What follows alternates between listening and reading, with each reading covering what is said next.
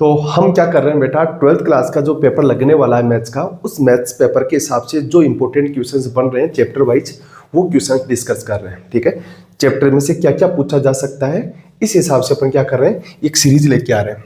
सबसे पहले अपन चैप्टर उठाते हैं relation and function. Relation and function से कैसे कैसे क्वेश्चंस पूछे जा रहे हैं, पिछली बार क्या पूछा गया था, इस बार क्या पूछा जा सकता है, वो डिस्कस करेंगे अपन। ठीक है, जैसे सबसे पहले अपन रिलेशन और फंक्शन का क्वेश्चन, रिलेशन का क्वेश्चन लेते हैं। रिलेशन का क्वेश्चन क्या किया, एक रिलेशन है बेटा जो सेट ए में डिफाइन है। सेट ए में क्या क्या एलिमेंट है, 1 2 3 4 और 5। और एक रिलेशन की डेफिनेशन दी है कि a, b a square minus B square less than 8 होना चाहिए। इस हिसाब से इस डेफिनेशन को यूज करते हुए कितने टाइप के रिलेशन बना सकते हैं, ये बताया गया अपने को। तो सबसे पहले बेटा अपन एक रिलेशन डिस्कस कर लेते हैं कि रिलेशन कैसे कैसे पॉसिबल हो सकता है। अपन क्या ले लेते हैं, ए और बी एलिमेंट्स लेने हैं, इसमें से लेने पिक से। तो क्या क्या ले सकते हैं अपने पास, जैसे सपोज देर सबसे पहले ए 1 ले लेते हैं, 1 का 1 के साथ में ले लेते हैं, तो ए का एलिमेंट भी 1 ले लेते हैं, बी भी 1, मतलब 1, 1 लेके थे, यहाँ पे 1 और 1 चेक करते हैं कि ये कंडीशंस फॉलो हो रही है या नहीं हो रही है। 1, 1 0 लेस देन 8 कंडीशन सही है, मतलब ये रिलेशन चलेगा। फिर 1 का 2 के साथ में देखते हैं, तो 1 का 2 के साथ में, तो 1 माइनस 2, 1 का स्क्वायर माइनस 2 स्क्वायर कितना होता है बेटा 3 मतलब लेस देन 8 है, मतलब ये पॉसिबल है।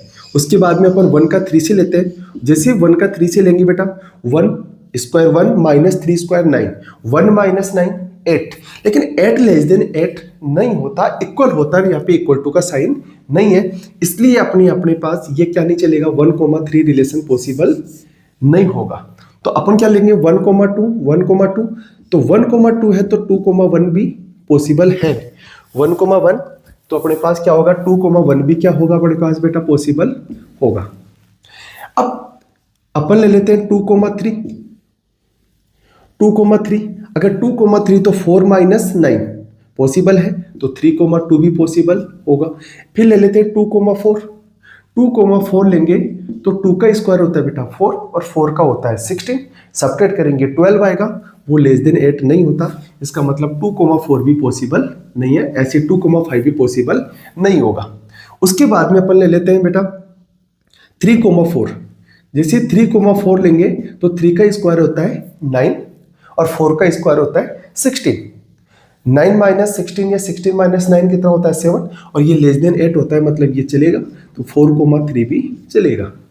उसके बाद में अपने पास अगर सेम एलिमेंट लेते हैं 2,2, तो 2,2 भी पॉसिबल है, 3,3 भी पॉसिबल है, 4,4 भी पॉसिबल है और 5,5 भी पॉसिबल है।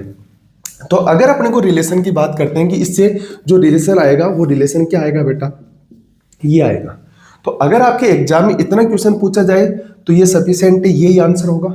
लेकिन अगर ये क्वेश्चन देके अगर इस रिलेशन के बारे में पूछ लिया जाए कि ये रिफ्लेक्सिव है, सिमेट्रिक है या ट्रांजिटिव है, अगर वो आपसे पूछा जाए रिफ्लेक्सिव है क्या, तो रिफ्लेक्सिव के लिए बेटा क्या डेफिनेशन होती है, सबसे पहले ये लिखो a, और a belongs to set a।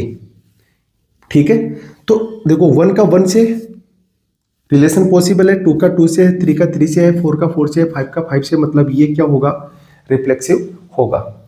ऐसे अगर मैं बात करता हूं बेटा सिमेट्रिक की, अगर अपन सिमेट्रिक की बात करते हैं तो सिमेट्रिक की डेफिनेशन क्या होती है कि अगर ए का रिलेशन बी से है तो बेटा क्या होना चाहिए, बी का रिलेशन भी ए से होना चाहिए, 2 एलिमेंट होना चाहिए। 2 एलिमेंट से चेक करेंगे अपन क्या, सिमेट्रिक। तो देखो इससे चेक नहीं करेंगे, 1 का 2 से है तो 2 का 1 से है, 2 का 3 से तो 3 का 2 से, मतलब ये रिलेशन क्या होगा अपने पास, सिमेट्रिक भी होगा।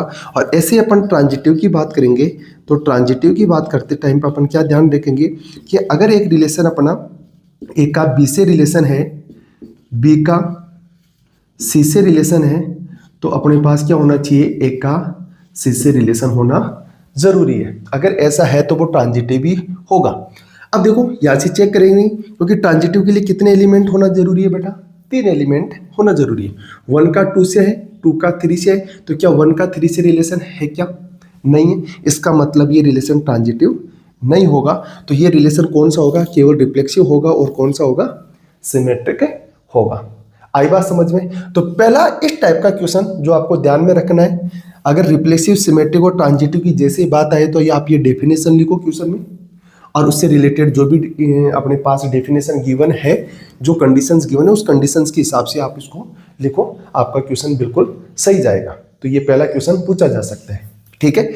उसके बाद में आपसे और क्या पूछा जा सकता है वो देखो बेटा।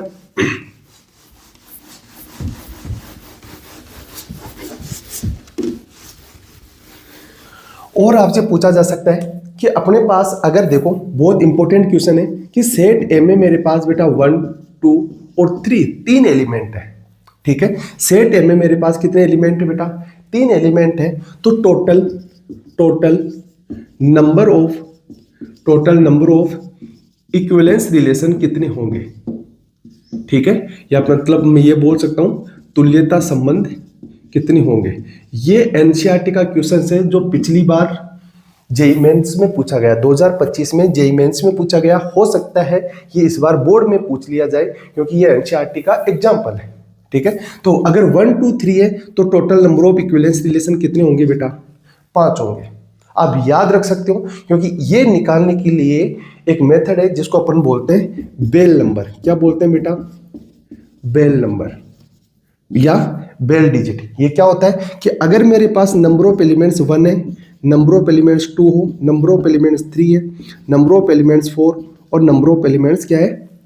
5 है। इतना नहीं पूछेंगे आपसे, ज़्यादा से ज़्यादा ये पूछ लिया जाएगा कि अगर मेरे सेट ए में एक ही एलिमेंट है तो total number of equivalence relation कितना होगा? 1। अगर सेट ए में मेरे पास 2 एलिमेंट है तो यहाँ पे कितना हो जाएगा बेटा? 1, 1, 1 + 2 मतलब 2 अपने पास इक्विवेलेंस रिलेशन हो गया। और अगर n बराबर 3 है तो 2, फिर क्या आ जाएगा अपने पास? 1 + 1, 2 + 1 3 और 3 + 2 5। मतलब इसमें total number of equivalence relation कितने होंगे बेटा? 5 होंगे। तो अगर आप याद रखना है कि अगर सेट ए में एक ही एलिमेंट है तो इक्विवेलेंस रिलेशन 1 होगा, अगर 2 है तो 2 होगा, 3 है तो 5 होगा, 4 है तो 4 के लिए आप याद रख सकते हो 15 और 5 के लिए याद रख सकते हो आप 52। ये बेल डिजिट नंबर है, इसके इक्वल इक्विवेलेंस रिलेशन हो सकता है। याद करके जाना, इंपॉर्टेंट क्वेश्चंस बन सकता है यहाँ से, ठीक है। उसके बाद में अगर अपन बात करते हैं कि और कैसा क्वेश्चन पूछा जाता है, जैसे रिलेशन की बात हो गई, टोटल नंबर ऑफ रिलेशन क्या होगा? Total number of relation.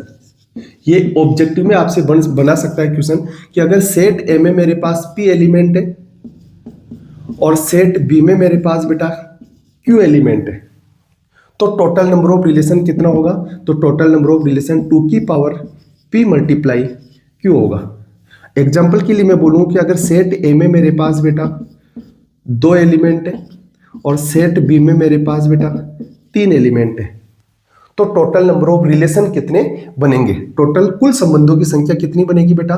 तो मैं बोल सकता हूँ 2 की पावर 2 × 3, आंसर आ जाएगा 2 की पावर 6। ये कुल संबंधों की संख्या आएगी। तो पहला क्वेश्चन एक कराया मैंने, उसके बाद में इक्विवेलेंस रिलेशन पूछा।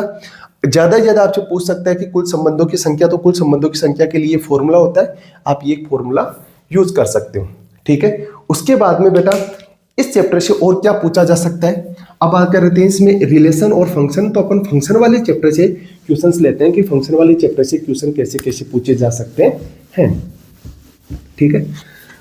फंक्शन में सबसे पहले मैं बोलूं आपको बेटा कि इफ f(x) = मेरे पास बेटा 3x + 4 है तो वो आपसे पूछ सकता है कि f इनवर्स 2 की वैल्यू क्या होगी, या पूछ सकता है वो f इनवर्स 1 की वैल्यू क्या होगी। मतलब वो इस टाइप का क्वेश्चन है जो आपसे फिक्स है, पूछेगा, ठीक है।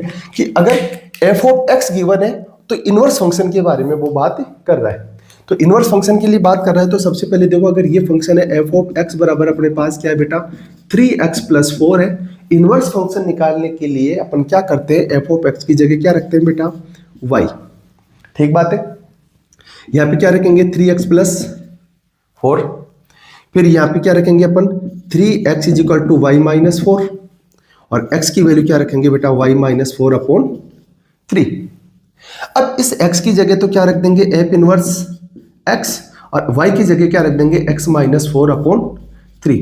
अब आपसे जो भी पूछे, आपसे क्या पूछा? f इनवर्स 2, तो आप f इनवर्स 2 की वैल्यू कैसे निकालोगे? यहाँ पे यहाँ पे 2 रखा है तो यहाँ पे भी क्या रखेंगे 2 माइनस 4/3। तो एफ इनवर्स 2 की वैल्यू क्या आ गई बेटा -2/3। अगर आपसे एफ इनवर्स 1 की वैल्यू पूछे तो एफ इनवर्स 1 की वैल्यू क्या हो जाएगी बेटा, अपने पास एफ इनवर्स 1 तो यहाँ पे x की जगह क्या रखोगे 1 माइनस 4/3 तो -3/3 आंसर आ जाएगा -1। ये फंक्शन इनवर्स फंक्शन से आपसे एक ऐसा क्वेश्चन पूछा जा सकता है। ठीक है, समझ में आया बेटा। अब इसके अलावा इस चैप्टर में से और क्या पूछा जा सकता है आपसे।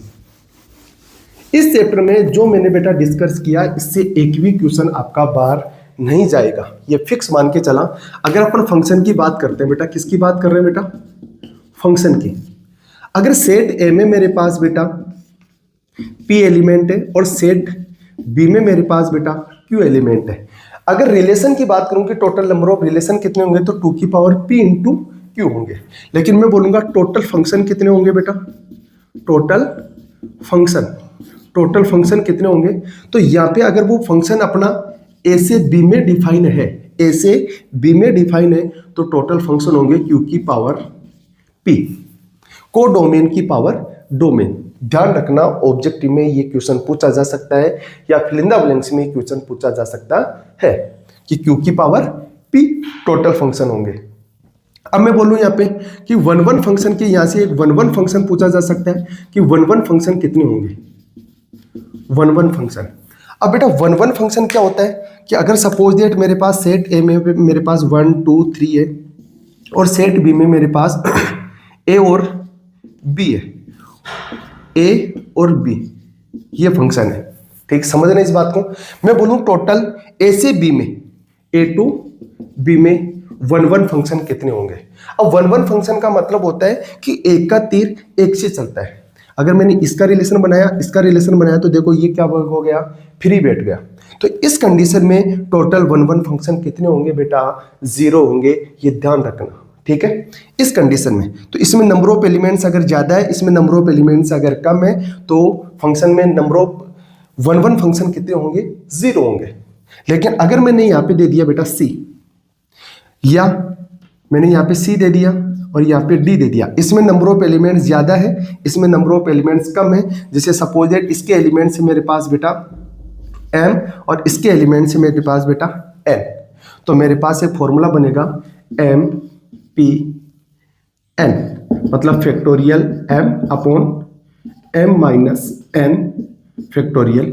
ये फॉर्मूला अगर आप लगा दोगे तो टोटल 1 फंक्शन आ जाएगा। आपके बोर्ड एग्जाम में इससे ज्यादा नहीं पूछेगा। आई बात समझ में। तो अगर आपके सेट रिलेशन और फंक्शन से किस टाइप के क्वेश्चन पूछे जा सकते हैं वो बेटा अपन ने डिस्कस कर लिया। एक क्वेश्चन और पूछा जा सकता है यहां से कि अगर मेरे पास f ऑफ x बराबर 3x + 4 है तो बेटा चेक करके बताइए कि ये फंक्शन 1 है या मेनी 1 फंक्शन है। तो ये चेक करने के लिए आप क्या करते हो बेटा, पुट एग्जाम में क्या करना, x की जगह क्या करना x1 एंड x2 पुट करना। f ऑफ x1 क्या है अपने पास बेटा 3x1 + 4 और f ऑफ x2 क्या है अपने पास बेटा 3x2 + 4। अपन क्या करेंगे f of x1 = f of x2, तो 3x1 + 4 = 3x2 + 4। 4 से 4 कैंसिल आउट, 3 से 3 कैंसिल, x1 = x2 अगर अपने पास आ जाए तो फंक्शन क्या होगा 1 फंक्शन होगा। अदरवाइज फंक्शन क्या होगा, मेनी 1 फंक्शन होगा, मतलब एक ही फलन होगा या बहु एक ही फलन होगा। तो इस टाइप का अगर क्वेश्चन पूछा जाए तो x की जगह x1 और x2 रखो, f ऑफ x1 और f ऑफ x2 को इक्वल करो। अगर करने से x1 बराबर x2 आ जाए तो 1, अदरवाइज इसके अलावा अगर कुछ आ रहा है तो हम उसको क्या बोल सकते हैं, मेनी 1 फंक्शन बोल सकते हैं। तो यहां तक समझ में आया। तो इस चैप्टर से इसके अलावा और कोई क्वेश्चंस नहीं आएगा। ठीक है।